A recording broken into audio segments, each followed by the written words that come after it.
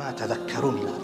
አላህ ስብሓነሁ ወተዓላ መለመን አላህን መጠየቅ ነቢዩ ሰለላሁ ዐለይሂ ወሰለም አላህን ብቻ መጠየቅ እንዳለብን ሲያስረዱን ታላቁን ሰሃባ አብዱላህ ኢብኑ አባስ ያጎታቸውን ልጅ መከሩት።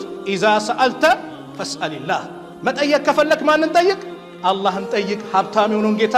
ወኢዛ ስተአንተ፣ መታገዝን ከፈለክ መረዳት ከፈለክ ፈስተኢን ቢላህ፣ በአላህ ተረዳ አሉትና ትልቅ የተወኩል መልእክት ነገሩት። ወዕለም እወቅ አነ ልዑማ፣ ህዝብ በአጠቃላይ የዓለም ህዝብ ለው እጅተመዐት ቢሰባሰቡ አላ አን የንፈውከ ቢሸይእን፣ አንተን በአንዳች ነገር ሊጠቅሙህ ቢሰባሰቡ ምን ቢሉ ለም የንፈዑከ ኢላ ቢሸይእን ቀድ ከተበሁ ላሁ ለክ፣ ሊጠቅሙ አይችሉም አላህ የጻፈልህን ካልሆነ በስተቀር።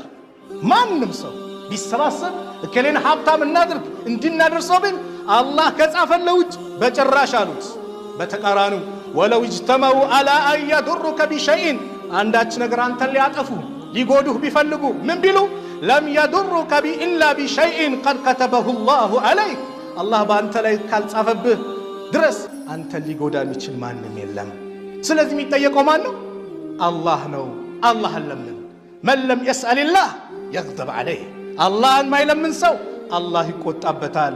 ላ ተስአለነ በኒ አደመ ሃጀተን ወስአል ለዚ አብዋብሁ ላ ትሕጀብ፣ አላሁ የግደቡ ኢን ተረክተ ሱአለሁ ወቡነየ አደሙ ሂነ ዩስአሉ የግደቡ አሉ። ሱብሓነላህ።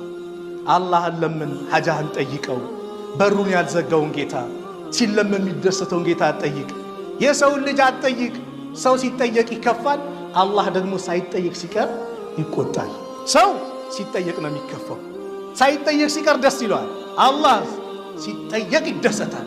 ዛሬም ነገም ሁሌም ብትጠየቁ አላህ ይደሰታል። እችን ሐዲስ ስሙ። የአላህ መልእክተኛ ነቢዩ ሰለላሁ ዐለይሂ ወሰለም ሲመክሩ ምን አሉ? ዑባደት ብኑ ሳሚት ባስተላለፉት ሐዲስ እንዲህ አሉ። ማ አለል አርድ፣ በምድር ላይ አንድም የለም ሙስሊሙን የድዑ ላህ ተዓላ ቢዳዕወትን ኢላ አታሁ ላሁ ኢያሃ፣ አንድም ሙስሊም የለም በምድር ላይ አላህን አንድን ጥያቄ ጠይቀው ያን የጠየቀውን ጥያቄ የሰጠው ቢሆን እንጂ አው ሰረፈ ዐንሁ ሚን ሱኢ ምስለሃ፣ ወይም ደግሞ የሆነች ነገር ጠይቆ የሚመጣበት መጥፎ ነገር ነበር፣ ያ የጠየቀው ነገር መጥፎን ነገር የቀለበሰለት ቢሆን እንጂ።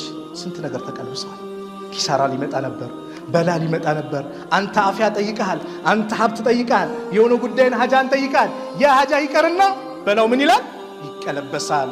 በሌላ ዘገባ ላይ ደግሞ አው የደኺረ ለሁ ሚነል አጅሪ ሚስለሃ ይላል። ያን የሚመስል አጅር አላህ ነገ ለየውመል ቂያማ ያስቀምጥለታል። ለሰላት ሰግደን ጾም ጾመን ሰደቃ ሰጠን ነገን እንደምንከጅለው ዱዓውንም አላህ ምን ያደርገዋል? ለነገ ያስቀምጠዋል። አላህ ተጠይቆ ምን አያደርግም? አያሳፍርም። ስለዚህ አላህን ስንለምን በዚህ ልባችን ለሱ ክፍት አድርገን ዝቅ አድርገን የዱዓ አደቦች አሉ። በዚህ ዱዓ አላህን መለመን በመልካም ስሞቹን በማንሳት ከዱዓዎች ሁሉ ሩቡብያን የጌትነትን አንድነቱን ይሄን ልናበዛ ይገባል። ቁርአን ላይ አላህ ብዙዎችን ዱዓ አይነት ሲቀር ረበና አቲና ፊ ዱንያ ሐሰና ረበና ላ ቱዚግ ቁሉበና ረበና እያለን ጌታችን ወይ ከዚህ መከራ አንሳ አድነን ብለን አላህ ስብሓነሁ ወተዓላን መማፀን፣ በአላህ ስብሓነሁ ወተዓላ ላይ ጥሩ ጥርጣሬን ማድረግ፣ ልባችንን ለሱ ክፍት ማድረግ። ከዱዓ አደቦች መካከል አንዱ ምንድነው? ዱዓ ሲደረግ እጅ ማንሳት ነው። እጃችንን ማንሳት ለምን ከተባለ የአላህ መልእክተኛ ነቢዩ ሰለላሁ ዐለይሂ ወሰለም ሲናገሩ ምን አሉ? ኢነ ረበኩም ተባረከ ወተዓላ ሐዩን ከሪሙን፣ የእናንተ እኮ ጌታችሁ አላህ ሐይ ነው፣ ከሪም ነው።